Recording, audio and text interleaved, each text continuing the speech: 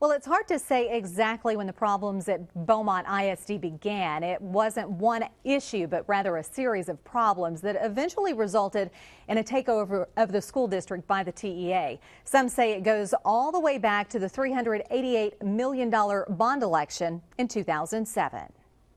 Others say questionable business practices, such as the hiring of Calvin Walker, was the beginning of the end for BISD. Certainly the federal indictments of Director of Finance Devin McCraney and Controller Sharika Allison and the eventual prison sentences to be handed down by Judge Ron Clark played a role. Media investigations into the school district revealed money missing from booster clubs and improprieties in extra pay and travel reimbursements. And a charge against the district's communications director, Jessie Haynes, in which she was accused of blocking a board member from entering a meeting and in turn accused board member Mike Neal of assaulting her, ended in a very public trial in which Haynes was found guilty and her workers' comp claim was denied by the state, all of which cost the district tens of thousands of dollars in legal fees. And in the end, after an appeal and TEA Commissioner Michael Williams' ruling to take over the district was upheld, the BISD Board of Trustees was ousted. Well, in just about an hour, TEA Commissioner Michael Williams will swear in a new board of managers and an interim superintendent. But before he does, he joins us exclusively to answer questions about the takeover and what it means to Beaumont. Commissioner, thank you so much for joining us today. And simply, what does it mean? A new board of trustees, a new interim superintendent. What does it mean for Beaumont? Kelly, first of all, thank you. Thank you for having me. You know, let's first do one thing. Let's not call it a takeover. Okay. This is a handoff. It's a handoff from 8 members of the Beaumont community to another group of 8 members from the Beaumont community. And it will be Beaumonters who will turn this district around. What it really means for moms and dads, grandmas and grandpas and children and taxpayers is that there will be an opportunity to restore the confidence and trust that has been lost by the existing leadership of this district. Well, I've got a couple of questions. Obviously, we've been asking our viewers to ask any questions that they may have, which they've got lots, but I've got a few questions of my own. Obviously, there were some investigations that the TEA had into the Beaumont ISD. Some of those cheating on state tests as well as governance. Do you believe it's important for the TEA to finish those investigations and report on the findings so the public can know what those findings are, or are those completely done and over? I haven't made a decision as we go forward with regards to the attendance investigation as well as the test cheating investigation. I'll make a determination about whether we at TEA should complete those investigations or whether I'm going to turn it off to this new leadership team and allow them to do that investigation themselves. Generally, the way we do these things at TEA is oftentimes the first investigation is done by the locals. We didn't have any confidence that the locals could adequately complete it, and so that's why we did it. And it's also, as it relates to test cheating, your district attorney may have something to say about those allegations as well.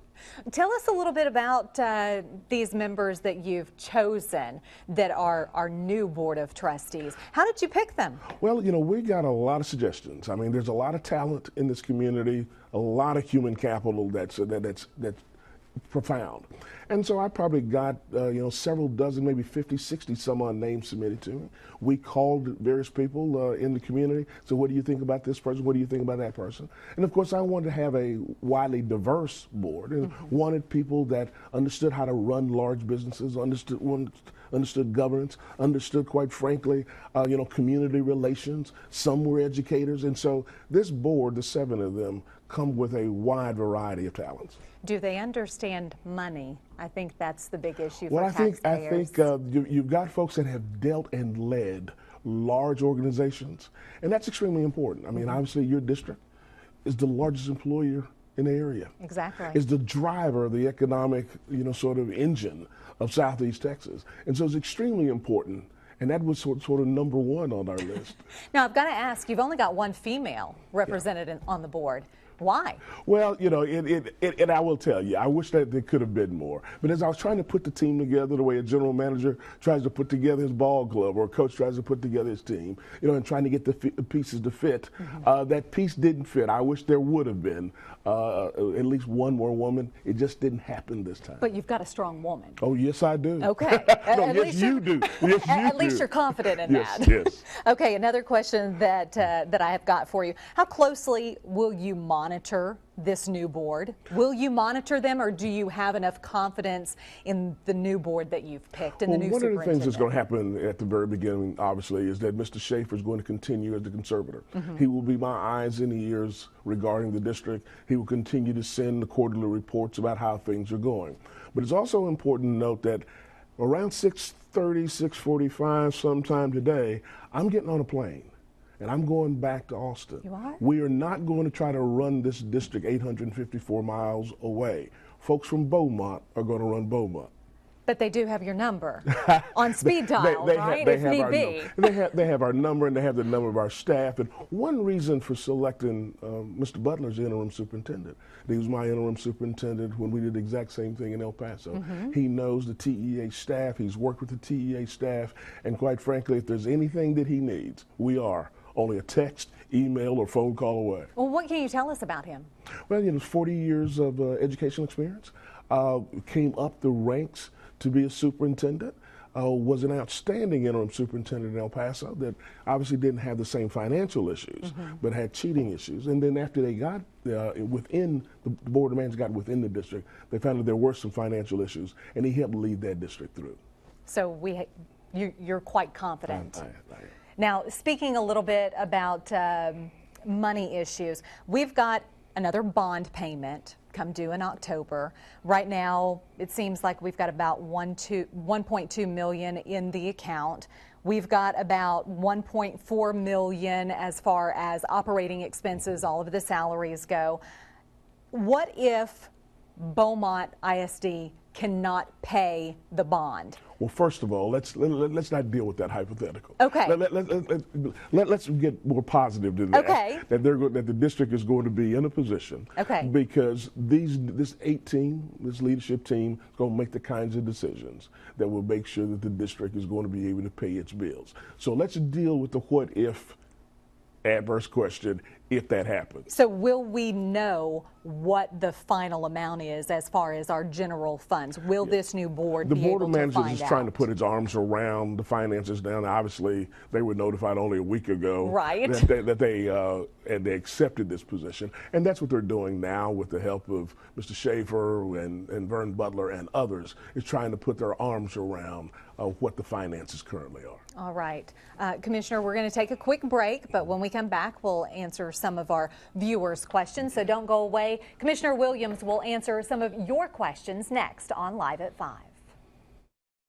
We're back with TEA Commissioner Michael Williams to answer your questions about the handoff of the Beaumont ISD, which will happen in less than an hour here. You'll be swearing in a new board and an interim superintendent, and we are thrilled that you are here joining us to answer some of our viewers' questions.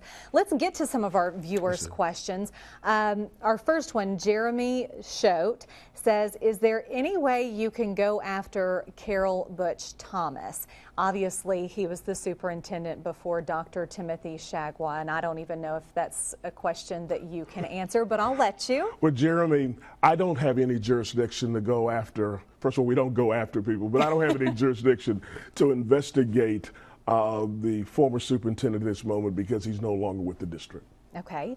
Another question, Penny and Buddy Landry, will you testify as to your findings of the corruptness and blatant stealing that's going on in the district? I'm assuming that's what they're talking about. Penny and Buddy, I'm assuming you're asking if there's a criminal action, would I testify? And to the extent that I have personal knowledge and to the extent that I can be helpful in a prosecution, then I'm available to do so. And that's a decision, quite frankly, more so directed at local prosecutors than to me. But if I have some information, we have been cooperating with your U.S. Attorney's Office and your District Attorney's Office, and we'll continue to do so. Okay, another question, Julian Payne.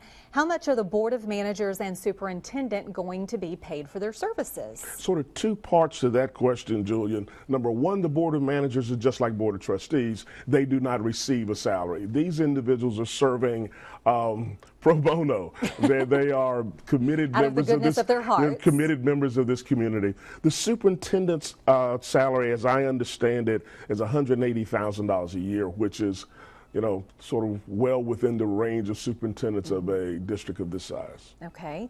Thomas Jones, will there be any criminal investigation on the board members and superintendent? I'm assuming this is the ones that are being ousted.